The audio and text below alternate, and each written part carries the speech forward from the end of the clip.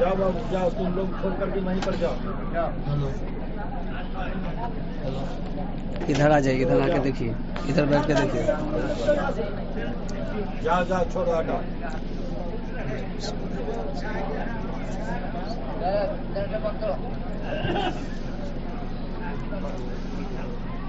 خیر بات ہو رہی تھی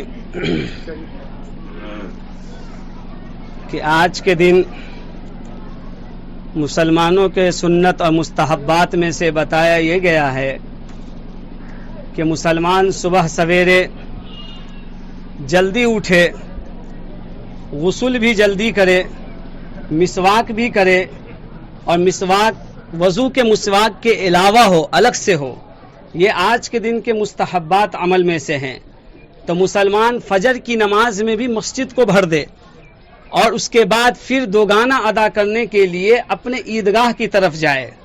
اب ہم آپ یہاں آ گئے ہیں، 30 صف بچھے پڑے ہیں یہاں سے وہاں تک، اتنے بڑے مجمع یہاں لگے ہوئے ہیں، لیکن مسجدیں خالی اور ویران پڑی ہوئی تھی. ہم نے رات جو لیلۃ الجائزہ کا رات تھا، انعاموں کا رات تھا، کہ ہم نے مزدوری کی تھی 30 دن، اللہ کے سامنے کئی رات ہم نے رو کر گزارا، کئی رات ہم نے اللہ سے خوب فریادیں کی ہیں، کئی رات ہم نے اللہ سے خوب مانگا ہے، دن بھر اللہ کی خاطر اور اللہ کی رضا کی خاطر اور صرف جنت کے خاطر، اور اللہ میرا خوش ہو جائے، میرا مالک و خالق خوش ہو جائے، اس کے لیے ہم لوگ دن بھر بھوکے رہے. پیاس لگتی رہی، ہم نے کھانا پانی نہیں پیا، بھوک لگتی رہی، ہم نے کھانا نہیں کھایا، صرف اس لیے کہ میرا مالک میرا خالق مجھ سے راضی ہو جائے. رات میں پاؤں درد ہوتے رہے، پاؤں میں ورم پڑتا رہا، تکلیفیں ہوتی رہی، اس کے باوجود ہم لوگ تراویح میں کھڑے رہے، اور 20 رکعت ہی نہیں بلکہ 40 رکعت روزانہ پڑھتے رہے، صرف اللہ کے لیے، اللہ کی رضا کے لیے. لیکن جب انعام کی رات آئی اور اس وقت ہم لوگ بے قابو ہو گئے، بالکل انعام لینے کے لیے تیار ہی نہیں رہے. اللہ تبارک و تعالی تو اسی طریقے سے انعام دیتا ہے جس طریقے سے دنیا میں کام کرنے والا جب کوئی کام کرتا ہے دن بھر تو شام ہوتے ہی کسی کے سامنے کھڑا ہو جاتا ہے جس کا کام کرتا ہے کہ اب کچھ مزدوری ہمیں دے گا، تو جس کی وجہ سے ہم اپنے گھر جا کر کچھ کام کریں گے. ہم نے کام کیا، لیکن جب دینے والے کا نمبر آیا تو ہم دینے کے لیے پیچھے ہٹ گئے، لینے کے لیے پیچھے ہٹ گئے کہ ہمیں ضرورت نہیں. تو ہم نے آج کی رات بھی اسی طرح گنوا دی. خیر رات گزر گئی، ابھی بھی وقت باقی ہے کہ اس وقت ہمیں چاہیے کہ اللہ کے سامنے رو کر گر گرا کر اس کے سامنے دوگانہ ادا کر اس طریقے سے کہ ہم جو 2 رکعت نماز پڑھیں گے، اس 2 رکعت میں دنیا و ما فیہا کچھ ہمارے سامنے نہیں ہوگا، صرف میرا خالق، میرا مالک، میرا رازق ہی میرے سامنے ہوگا. اسی کے سامنے اپنے آپ کو پیش کرتے ہوئے ہم کو اپنے سر کو خم کر دینا ہے. آج کے دن مسلمان اپنے گھر سے نکلتے ہیں. مسلمانوں کی بتایا میں نے ابھی شروع میں کہ مسلمانوں کی عید دوسرے لوگوں قوموں کی عیدوں سے الگ ہے. مسلمان جب اپنے گھر سے نکلتا ہے عید کی خوشیاں منانے کے لیے اور عید کا دوگانہ ادا کرنے کے لیے تو رنگ برنگ کے کپڑے پہنتا ہے.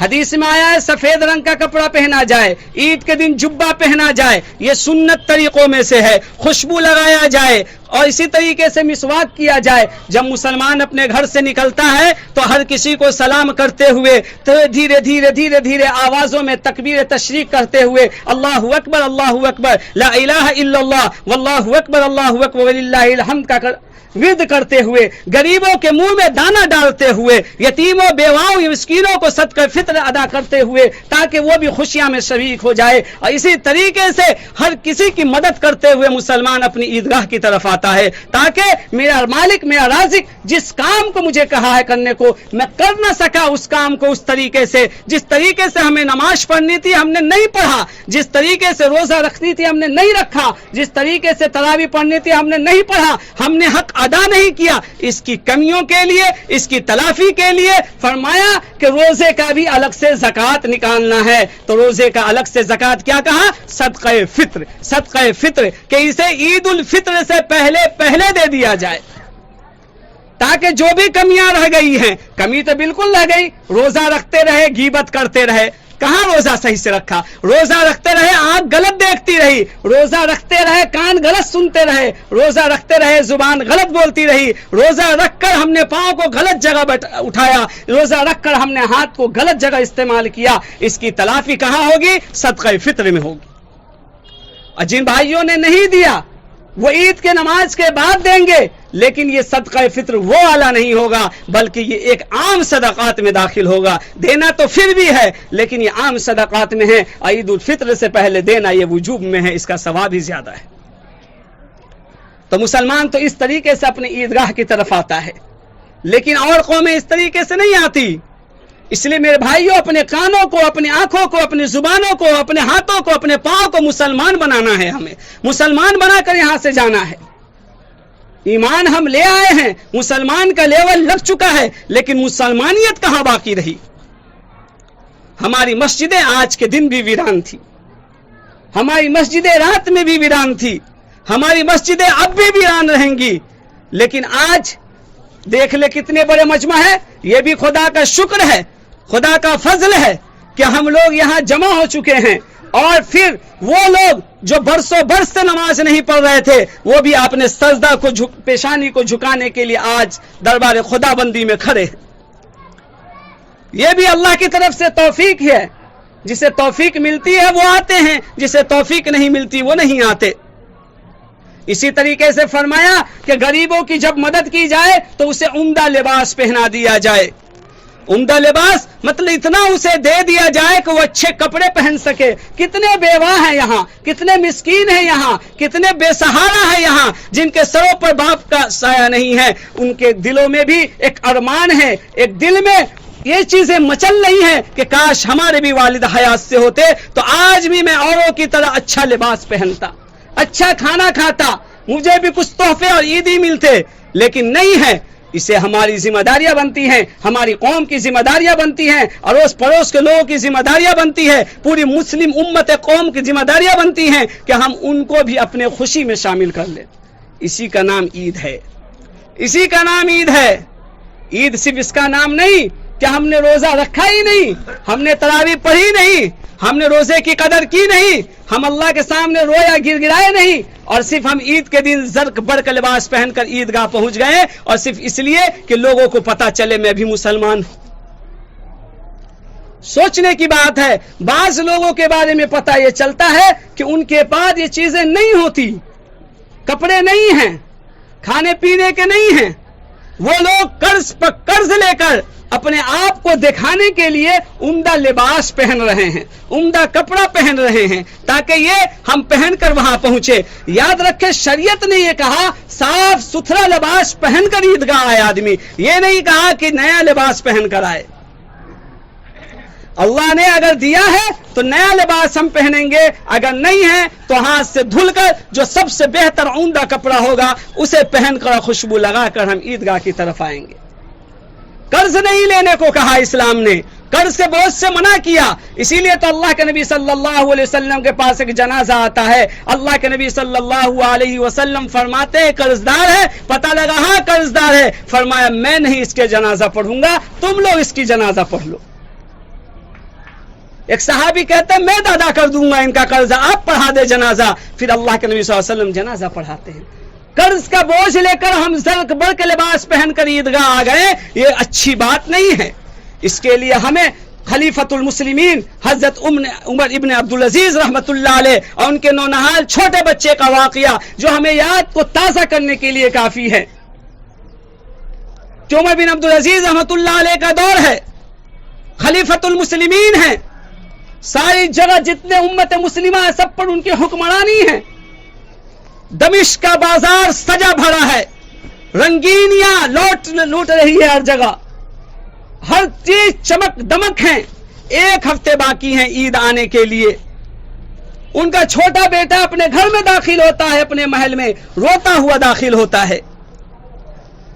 ان کی ماں کہتی ہے، فاطمہ جن کا نام ہے، جن کا باپ بھی بادشاہ، جن کے چار چار بھائی بادشاہ، جن کے شوہر بادشاہ، کیسے ناز و نخرے میں پلی ہوگی وہ۔ ان کے سامنے ان کا لیپ بیٹا آتا ہے چھوٹا، روتا ہوا گر گراتا ہوا، ماں پوچھتی ہے بیٹا کیا ہوا تجھے، کوئی پریشانی ہو گئی تجھے؟ किसी ने डांट दिया तुझे, किसी ने कुछ कहा? बेटा कुछ नहीं कहता, रोता जाता है। बिलाखिर कहती, मैं नहीं कहती थी कि रोजा नहीं रखा करो, अभी तुम्हारी उम्र कम है, तुमसे बड़े बड़े भी रोजा नहीं रखते, तुमने रोजा रख ली, आज रोजे बर्दाश्त नहीं हो रहे इसलिए। कहा नहीं इसलिए मैं नहीं रो रहा, खुदा की कसम मुझे भूख नहीं लगी, खुदा की कसम मुझे रोजा नहीं लगा। फरमाया फिर बात क्या है? अरे कुछ दिन के बाद ईद आने वाली है और अपने अब्बू के साथ तुम भी ईदगाह जाओगे, बड़े खुशी के समा होंगे। वो बेटा कहता इसीलिए तो रो रहा हूं। मेरे अब्बू के नीचे काम करने वाले वजीर, मेरे अब्बू के नीचे काम करने वाले खादिम और नौकर, इसी तरीके से जितने लोग हैं उनके बच्चे को देख रहा हूं, नए नए लिबास उनके खरीदे गए हैं, नए नए पोशाक उनके खरीदे गए हैं, वो नए नए लिबास पहनकर ईदगाह की तरफ जाएंगे और मेरे लिए कुछ नहीं है। और आप कहती हो कि हाथ से मैं तुम्हारा कपड़ा खुद धुल दूंगी, उस कपड़े को पहनकर जाना। मैं धुले हुए कपड़े पहनकर जाऊं? मैं नहीं जाऊंगा ईद पढ़ने। खूब रोता है बच्चा, गिड़गिड़ाता है। फातिमा कहती है कि ठीक है सो जाओ, तुम्हारे वालिद आएंगे तो मैं उनसे बात करूंगी। अमीरुल मोमिनीन उमर बिन अब्दुल अजीज रहमतुल्लाह अलैह अपने काम को बंद कर जब अपने महल में दाखिल होते हैं तो कुर्ते उतारने वाले होते हैं कि बीवी कहती है, अमीरुल मोमिनीन ईद करीब है, 1 हफ्ते बाकी हैं, सारे गांव और मोहल्ले और यहाँ के दमिश्क के जितने लोग हैं सबके बच्चों के कपड़े खरीदा जा चुके हैं। आपके बच्चे भी बच्चे हैं, इनके अंदर भी तमन्नाएं हैं, इनके अंदर भी कुछ आरज़ुएं हैं, इनके लिए भी तो कुछ खरीद कर दे दिया जाए, इन्हें भी तो उम्दा लिबास पहनाया जाए। अरे आप जानती हो 100 रुपए यानी 100 दिरहम मेरे माहाना मुकर्रर हैं, खाने पीने में ही खर्च हो जाते हैं, बचे कुछ सही तब तो मैं जाकर बच्चे के लिए कपड़ा लूं। कितना बड़ा अमीरुल मोमिनीन खलीफतुल मुस्लिमीन, वो ईमानदारी कि सिर्फ इतने ही दिरहम ले रहे हैं जिससे घर चल रहा है, अपने बच्चों के कपड़े खरीदने के लिए पैसा नहीं। तुम जानती हो बैतुल माल का सारी जिम्मेदारी मेरे पास है, लेकिन वो यतीमों का माल है, वो फकीरों का माल है, वो बेवाओं का माल है, वो मिस्कीनों का माल है, करोड़ों करोड़ उसमें पड़े हुए हैं। मेरी आंख भी उसकी तरफ देखना गवारा नहीं करती, उसके बारे में सोचना भी गुनाह है। मेरा माल कहाँ है? मुझे तो लोगों ने अमीर बनाया है, अमीर बनाया है ताकि मैं इसकी अमानत की हिफाजत करूं, मुझे अमीर बनाया है ताकि मैं इसकी देखभाल करूं, इसलिए नहीं बना दिया कि मैं इसे खर्च कर दूं अपने परिवारों पर। ऐसा हुक्मरान नहीं मिलने वाले, ऐसे साफ दिल लोग नहीं मिलने वाले, ऐसे ईमानदार लोग नहीं मिलने वाले। बिलाखिर कहती है बच्चे हैं, कुछ तो इंतजाम कीजिए। फरमाते हैं तुम्हारे पास अगर कोई सामान है तो उसे बेच दो, बच्चे की ख्वाहिश पूरी हो जाएगी। वो फरमाती है अमीरुल मोमिनीन मेरे पास तो कुछ नहीं, मेरे वालिद ने जितने जेवरात दिए थे सब आपने तो बैतुल माल में दाखिल कर दिया। एक हार जो बहुत कीमती था मेरे वालिद ने रुखसती के वक्त तोहफे में दिया था यादगार के तौर पर, वो भी आपने लेकर बैतुल माल में दाखिल कर दिया। मेरे पास तो आपकी वफादारी और आपकी ईमानदारी के अलावा कुछ नहीं बचा, मैं तो आप पर ही कुर्बान हूं, मुझे पास कुछ नहीं है। वो खामोश हो जाते हैं, बिस्तर पर बैठ जाते हैं, थोड़ी देर सोचने लगते हैं, आंख से आंसू टपकते हैं, दिल मुरझा जाता है, दिल में ख्याल आता है कुछ। एक खत निकालते हैं, एक कलम निकालते हैं, उस कागज पर कुछ लिखते हैं। लिखने के बाद कहते हैं जो माल का निगरां है, जो दरोगा है, उसके पास ये खत लेकर जाओ अपने नौकर को, और कहते हैं जो चीजें वो दे उसे आराम से लाना। उसमें लिखा ये होता है कि अमीरुल मोमिनीन 1 महीना का तनख्वाह पेशगी चाहता है, पेशगी दे दिया जाए, पहले ही दे दिया जाए। वो दरोगा भी दरोगा था वक्त का,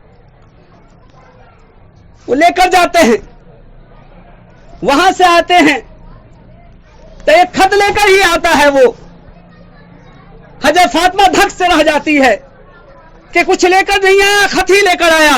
फरमाया है अमीरुल मोमिनीन उस खत में जवाब थे, क्या आप इस बात की जिम्मेदारी लेते हैं कि आप 1 महीने तक जिंदा रहेंगे? अगर आप जिम्मेदारी नहीं लेते, आप अगर जिंदा नहीं रह सकते, तो आप फिर यतीम, बेवा, मिस्कीन और गरीबों के माल में क्यों अपने आप को तसल्लुत करके अपने गर्दन पर इनको मुसल्लत करना चाहते हैं? अमीरुल मोमिनीन रोने लगे, गिड़गिड़ाने लगे और फरमाया आज तुमने मुझे हलाक होने से बचा लिया। ورنہ میں آج ہلاک ہو جاتا, تباہ ہو جاتا. اور پھر نیچے رکھ کے اپنی بچپن کو, اپنی جوانی کو سوچنے لگے کہ وہ زمانہ تھا عمر بن عبدالعزیز رحمۃ اللہ علیہ کا بچپن, کہ ایک مرتبہ جو کپڑا پہن لیتے تھے زندگی بھر دوبارہ نہیں پہنا کرتے تھے. جس گلی سے گزر جاتے تھے گھنٹوں اس گلی سے خوشبوئیں آیا کرتی تھی. ایک ابا کیا ہزاروں ابا پڑے رہتے تھے, وہ ناز و نعمت میں پلے تھے. آج ان کے لڑکے کے پاس کپڑے نہیں ہے دینے کے لیے. کیوں؟ جب خلیفہ بنے, جب امیر بنے, جب مسلمانوں کے امیر مقرر ہوئے تو انہیں پتا چلا کہ امت کا درد کیا ہے. امت کو سوچنا ہے, پہلے ان کی فکر کرنی ہے ہمیں. آج کوئی ہمیں ایسا لیڈر نہیں ملتا, ایسا رہنما نہیں ملتا. آج تو جسے بنا دیا جائے وہ حاکم بن جاتا ہے, وہ سمجھتا ہے کہ ہم نے یہ کام کیا. جب حضرت ابراہیم علیہ السلام, حضرت اسماعیل علیہ السلام نے مسجد کعبہ کی تعمیر کی تو کیا فرمایا؟ تقبل منا, اے اللہ قبول کر لے ہمارے طرف سے. عاجزی کا اظہار کیا. باپ بیٹوں نے بنا کر بیت اللہ کو عاجزی کا اظہار کیا کہ قبول کر لے. لیکن یہ عاجزی ہمارے اندر نہیں رہی. ہمارے اندر نام و نمود آ گیا, ہمارے اندر شہرتیں آ گئی, ہمارے اندر دکھاوا آ گیا. یہ ساری چیزیں ختم ہو چکی ہیں. اس لیے میرے بھائیو, اپنے ایمان کو بچانے کی ضرورت ہے, اپنے اسلام کو بچانے کی ضرورت ہے کہ ہم کس طریقے سے جا رہے ہیں, ہمارا دین کدھر جا رہا ہے. ہم مسجد میں آ گئے, ہم عیدگاہ میں آ گئے, پھر بھی آپ یہ اندازہ لگائیں وقت ہی نہیں ہے, وقت ہی نہیں ہے. نہ مائک کا انتظام ہے, بولتے بولتے آدمی تھک چکا ہے. نہیں تو بات اتنی رہتی ہے بھائی صاحب, اس محفل میں بولنے کے لیے یہ مجمع سال میں جمع ہوتا ہے. ہمارے مسجدوں میں تو صرف ٹوکریوں کے لیے, صرف 2 پیسوں کے لیے, صرف اپنے گلک کو بھرنے کے لیے جگہ جگہ مسجدیں بن گئے اور سب نے جمعہ قائم کر لیا ہے کہ ہمارے مسجد کا 200 روپیہ فلاں مسجد میں کیوں جائے گا. یہ ہم نے سوچ لیا ہے. کہیں جمعہ ہو رہی ہے کہ نہیں ہو رہی ہے, کوئی مسئلہ نہیں پوچھنا کہ جمعہ بھی ہو رہی ہے کہ نہیں ہو رہی ہے, جمعہ پڑھانے والے بھی صحیح عقیدہ امام ہے کہ نہیں ہے. ہم نے امام بھی ویسے ہی مقرر کر لیا. ہم یہ سوچتے ہیں ہمارے لائق امام ہو, ہم جو کہیں وہ امام ہو. بھائی اپنے ایمان کا جائزہ لینے کی ضرورت ہے کہ آپ بہتر ہیں یا آپ کا امام بہتر ہے. جو قال رسول حرام کا لقمہ کھانے والا ہو, وہ اس کی نماز جب قبول نہیں ہوگی اس امام کی, تو پیچھے والے کی کیا قبول ہونے والی ہے. جب ان کی دعا قبول نہیں ہو رہی ہے تو آمین کی کیا دعا قبول ہونی ہے.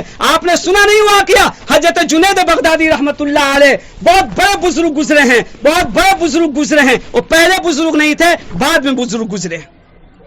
میں نے ایک جگہ پڑھا ہے, اسی طریقے سے محفل لگی ہوئی تھی, اسی طریقے سے مجمع لگا ہوا تھا. بھائی ادھر بھی کھڑے ہو جائیں, ادھر بھی کھڑے ہو جائیں, کچھ آدمی کافی دور ہے. محفل لگا ہوا تھا, انہوں نے ایک بزرگ کی تقریر ہو رہی تھی. ان بزرگ نے فرمایا, سن لے بھائی ادھر توجہ, توجہ ادھر. ان بزرگ نے فرمایا کہ اس محفل میں یہاں سے وہاں تک جو گنہگار ہے وہ اٹھ کر چلا جائے, جو سب سے بڑا گنہگار ہے وہ اس مجلس کو چھوڑ دے. اگر میں آج کہہ دوں کہ جو سب سے بڑا گنہگار ہے, کون اٹھے گا بھائی؟ سب ایسے دیکھے گا ایک دوسرے کو, کون ہے بڑا گنہگار, پتا تو چلے. جی میں بھی دیکھوں گا, جبکہ گناہ سے بھرپور ہیں. یوں ایک دوسرے کو, میں نے پڑھا ایک جگہ حضرت جنید بغدادی رحمت اللہ علیہ اس مجلس سے اٹھ کر نکل پڑتے ہیں. سارے لوگوں کے گناہوں پہ انہوں نے پردہ ڈال دیا کہ میں ہی سب سے بڑا گنہگار ہوں اس دھرتی پر. اور واقعتاً وہ اس وقت نہیں تھے, عبادت والے میں نہیں تھے, لیکن ہم سے تو بہتر ہی تھے, ہم سے اچھے ہی ہوتے تھے وہ لوگ پہلے والے. پہلے تو گھر میں روٹیاں بنتی تھی تو پہلی روٹی اس لیے بنتی تھی کہ یہ اللہ کے نام پر ہے, یہ کسی غریب کو دیا جائے گا, کسی مدرسے میں دیا جائے گا, کسی مسجد میں دیا جائے گا, کوئی آنے والے مسافر کو دیا جائے گا. اب تو اس نام سے روٹی بھی نہیں بنا کرتی. وہ اچھے دور تھے, وہ چلے گئے. یہ ادا اللہ کو اتنی پسند آئی, اتنی پسند آئی کہ وقت کے جنید بغدادی بن گئے ہوں کہ میری امت پر, میری قوم پر, مسلمانوں پر انہوں نے پردہ ڈال دیا. جا رہے راستے سے, دانا بہلول کا وقت ہے, اس کو سلام کرتے ہیں, سلام کا جواب وہ دیتے ہیں, کہتے ہیں کہ بھائی تجھے سونے کے آداب پتا ہے, تجھے کھانے کا آداب پتا ہے, تجھے بولنے کا آداب پتا ہے. کہا ہاں ہاں پتا ہے. لمبی بات ہے لیکن ایک دم 2 منٹ میں اس بات کو ختم کرتا ہوں, تفصیل میں نہیں جاتے ہوئے. कहते हैं वो अपनी सुन्नत बता देते हैं खाने की, बिस्मिल्लाह पढ़ना, दाएं हाथ से खाना, अपने आगे से खाना, दस्तरखान बिछाना, हाथ, खैर जो भी सुन्नत है वो बता देते हैं। तुम्हें नहीं मालूम, लोग वो चले जाते हैं, लोग कहते हैं हजरत कहाँ जा रहे हैं, कहा तुम्हें नहीं मालूम ये कौन शख्स है, फिर पीछे पीछे चले जाते हैं। बोलने का आदाब पता, हजरत नहीं पता आप ही बता दीजिए। सोने का आदाब पता, हजरत नहीं पता आप ही बता दीजिए। दाना बहलूल फरमाते हैं खाना अगर हराम का लुकमा हो, अगर हराम का लुकमा हो और उस पर 1000 मरतबा दरूद पढ़ लिया जाए, 1000 मरतबा दुआएं पढ़ ली जाए, दस्तरखान करीब से बिछा दिया जाए, हाथ धुल लिया जाए, कुछ भी फिर भी वो हराम ही रहेगा, वो कबूल नहीं होगा। खाने के उसूल में से है कि लुकमा हलाल जाए, बोलने के उसूल में से है कि कहाँ क्या बात करनी है, किससे क्या बात करनी है, किस अदब और दायरे में बात करनी है, वो उसूल तुम्हें पता होना चाहिए। ये नहीं कि जहां चाहे जैसे चाहे जिससे चाहे बोल दे, तुम्हें नहीं मालूम। और सोने के आदाब में से ये नहीं कि वजू बनाकर सोना, ये नहीं कि बस सूरह मुल्क पढ़कर सोना, ये नहीं मुअव्वज़तैन पढ़कर सोना, बल्कि फरमाया कि सोने के आदाब में से है जब तुम बिस्तर पे जाने लगो तो तुम पूरे दुनिया माफिया जितने लोग हैं तुम्हारे सामने, अपने दिल से कीने को, अपने दिल से कपट को, अपने दिल से बुग़्ज़ को मिटा दो और उन सबको माफ करके सोना। ये आदाब में से हम आए हैं ना यहाँ नमाज पढ़ने भाई। टाइम 2 मिनट ज्यादा हो जाए भाई घबराना नहीं लिया जाएगा, बस ये काम हो जाएगा इंशाअल्लाह, नमाज शुरू कर दी जाएगी, बस थोड़े से बाकी हैं। हम आते हैं नमाज पढ़ने। अब याद रखें, एक आदमी नमाज पढ़ने आया हमारी मस्जिद में, हमारे ईदगाह में, और वो आदमी अब पखाना लटका लिया अपने यहाँ पर। क्या किया थैला में भाई? पखाना लटका लिया, पेशाब लटका लिया यहाँ पर, लटकाया हुआ अल्लाहू अकबर, पखाना पेशाब लटका कर, गंदगी लटका कर हज करने चला गया। आप अंदाजा लगाए क्या उसकी नमाज कबूल होगी? उसकी नमाज कबूल नहीं होगी नापाकी के साथ, ना उसका हज कबूल होगा। कोई भाई को तकलीफ नहीं होनी चाहिए किसी बात से। मिसाल दिया जाता है, किसी का नाम कहीं नहीं लिया जाता और नाम लेनी भी नहीं चाहिए। दुनिया में आप किसी का ऐब को छुपाएंगे तो क़यामत के दिन अल्लाह ताला आपके ऐब पर पर्दापोशी फरमाएगा। हर आदमी ऐब से भरा पड़ा है जी। आप अंदाजा किसी नमाज होगी उसकी? अरे बोलिए ना भाई, कब्रिस्तान नहीं होगी ना। याद रखिए, आप यहाँ आ चुके हैं नमाज पढ़ने के लिए और आपने अपने दिल में गंदगी लटका रखा है, कीना का, बुग़्ज़ का, हसद का, जलन का, दुश्मनी का, बुग़्ज़ और अदावत का, एक दूसरे को मारने खसोटने का, एक दूसरे को गिराने का, किसी का माल हड़पने का। क्या आप इससे साफ कर लिए अपने दिल को? अगर आपने साफ कर लिया तो आज की आपकी नमाज कबूल हो जाएगी।